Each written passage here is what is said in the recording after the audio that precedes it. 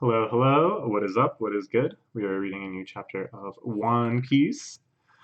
It's chapter 961. I'm a little behind, so probably most of you have read this a long time ago, but it's called The Mountain God Incident. We start off back in Dressrosa, where some kissing demon has damaged some otherwise innocent townsfolk of Dressrosa. After the plague of Doflamingo, years living under his terror, with family members and friends winking out of existence, disappearing from their memory, this bizarre, stratified society, and truly a trying time for the country. Now, perhaps something even worse. I believe this is Lola's doing. Of course, the object of their search, who is so husband crazy, she's just kissing these random guys on the street and knocking them unconscious. Poor Lola, poor random men, poor Beija's crew. But it looks like they're right on the trail. Should be fun.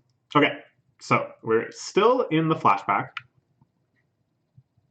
We've summoned the wrath of the mountain god because they stole this white boar from the mountain. That Kinemon ended up with his hands on after robbing the original bandits. The big boar is now coming for it, the mama boar. And Lord Odin, or not Lord Odin at the time, but just the street punk Odin with the royal blood in his veins, trying to help out. Help out? I don't know. Is it? Or is he just excited for a fight? This board's going to turn into 1 platinum for me. I need to pay off various debts, then I'll use the rest to win a forge. I like, I guess we're kind of focalized here through this guy, this small guy here. I'm not sure who this is. This is probably someone that we know in the present that we've kind of been disconnected from. But yeah, the fact that he doesn't care what Kinemon is saying, now we don't get to see what Kinemon is saying. His awe at Odin is overpowering. That's Kazuki Odin in the flesh. I have no respect for any of the stupid adults in the world except for him. When the Mountain God ever comes down into human settlements as one of its children has been abducted. Thank you, fleeing exposition people. A One Piece staple. Flee and explain. Flee and explain. Okay. Any incidents are so long in the past that many people today believe it is just folk superstition. Calm the mountain god's anger. Find the little white boar. Must return to the mountain lest the city be destroyed. And here is the white boar itself. The mountain god busting through.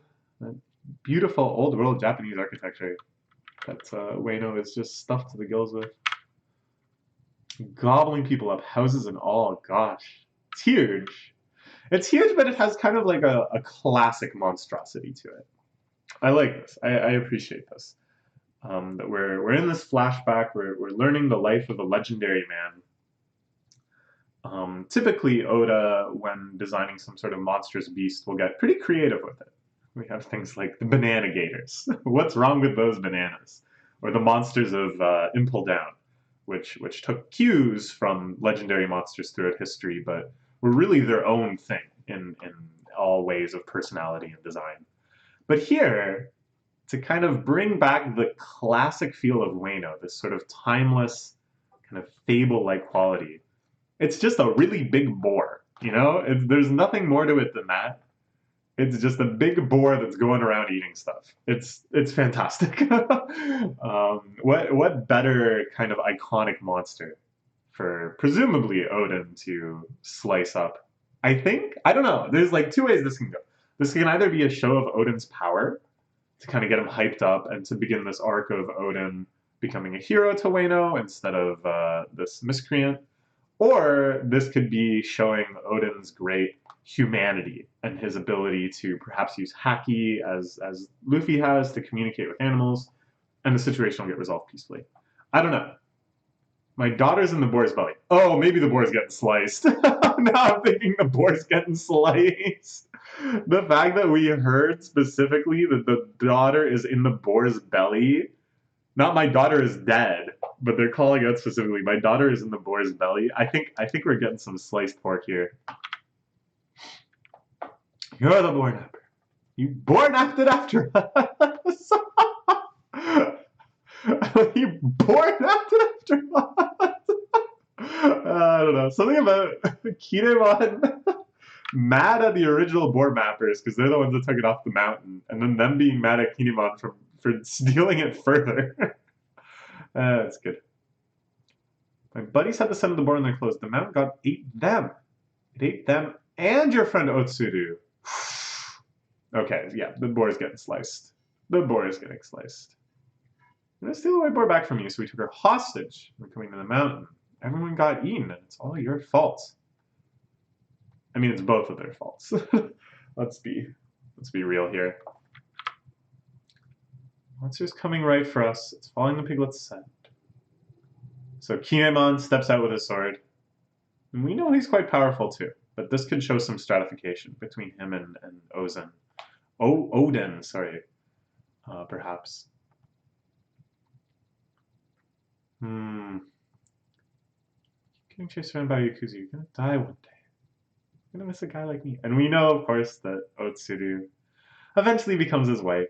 Again, it has just sort of this nice sort of classic feel to all these storytelling elements. Steps up to try to save the woman that maybe only now he's realizing how fond he is of. So he jumps up and stabs it.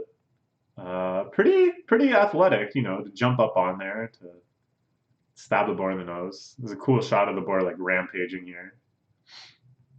So it's not like Kinemon's totally getting jobbed. He's not getting jobbed for the sake of showing Odin's strength, but if you harm the mountain god, Wano itself will come to ruin. This priest, who's trying to somehow resolve this peacefully, get the boarlet back to the mountain, has been his MO. Slice your belly open, give Suru back, call yourself a god. Came on a losing fight for sure. There's no way you can beat something this big. But Odin taking notice of him. That guy's got guts. But yeah, he lost. Suru dies because of me, and I want to die too. Ah. But here, Odin, getting his attention. Holding up the little piggy. Oh, excuse me. That's a pretty cool shot.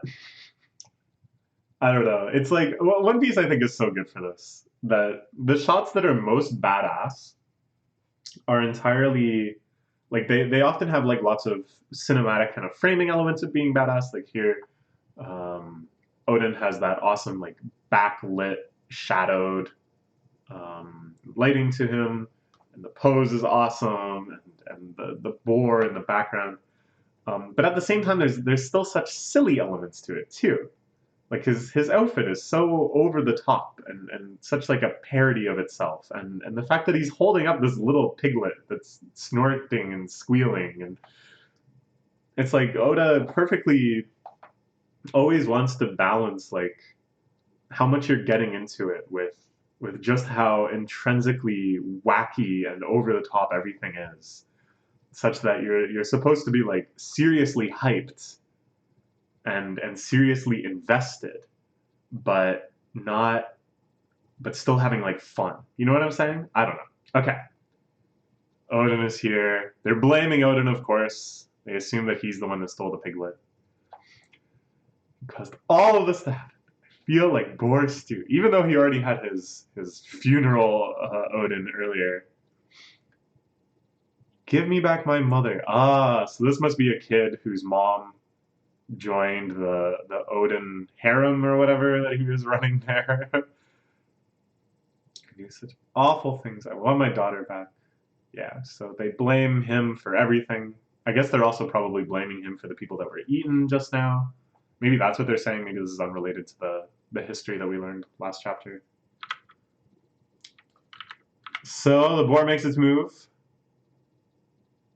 Odin drops the pig. Two-sword style. His arms flexing, veins bulging.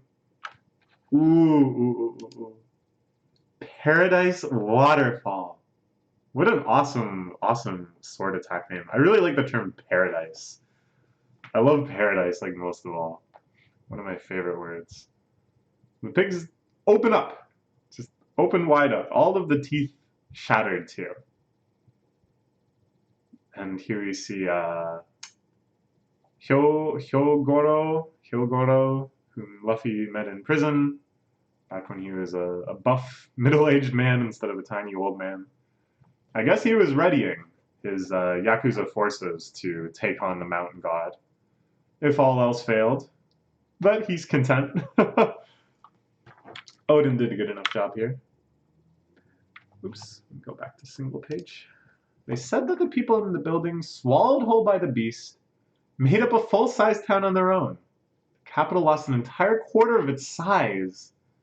There's miraculously no fatalities. Ooh, I like this. This is like, it's kind of unnecessary to the plot to be talking about the scale of it and stuff, but it feels very legendary. Like it feels like it's speaking from a place of history and of how people have repeated this tale.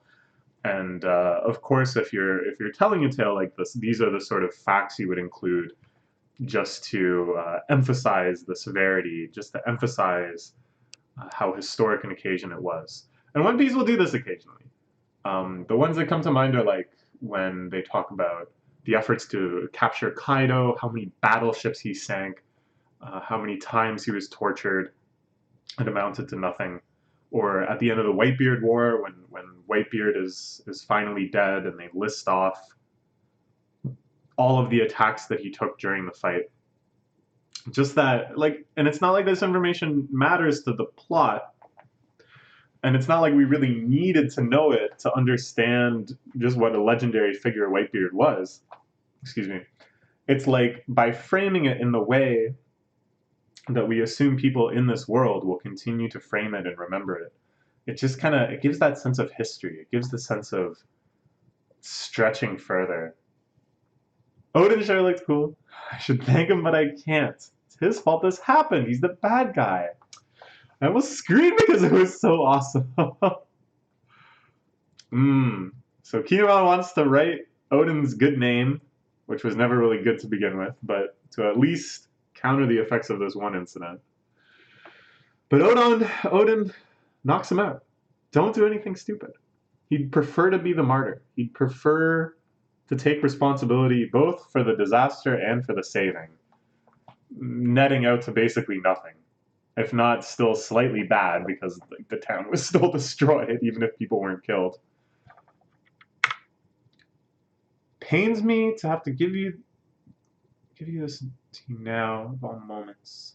Yeah, this is the guy who was talking with the current Emperor, Oden's father, and Oden's father, of course, giving him the order, go and disown Oden.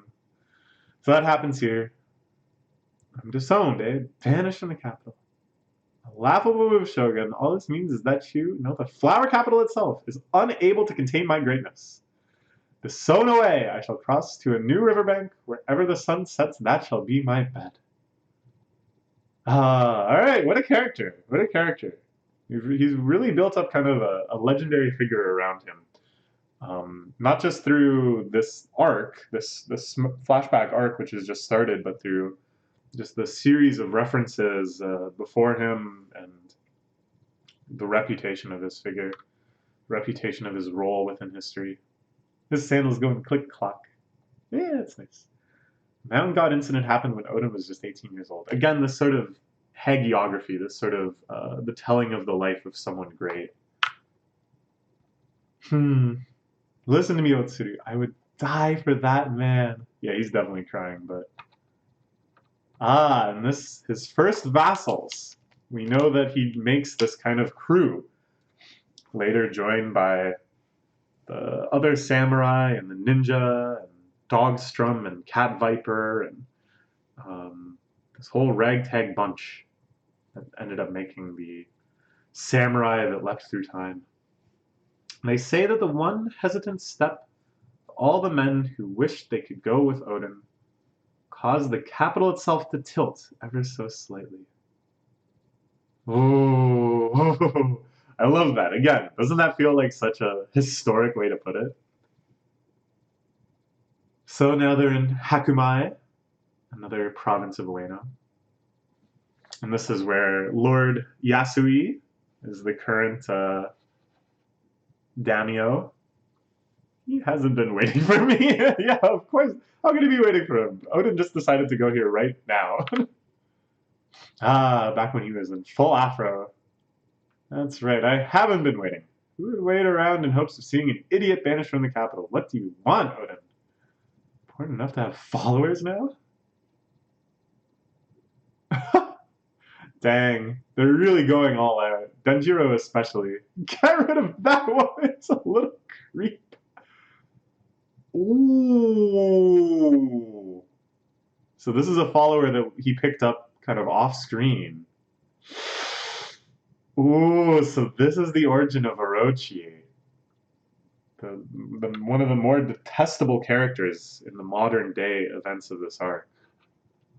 Orochi, the eventual betrayer. Okay, alright. Getting interesting. We had our fun little intro adventure, fighting the big boar. But now things are going to get a little more complex. Okay. Let's look forward to... We have 2 more chapters that are out now, I believe. No, just 1 more chapter that's out now, and then another chapter very soon. So lots of One Piece in the future. I'm pretty excited. Okay, bye-bye.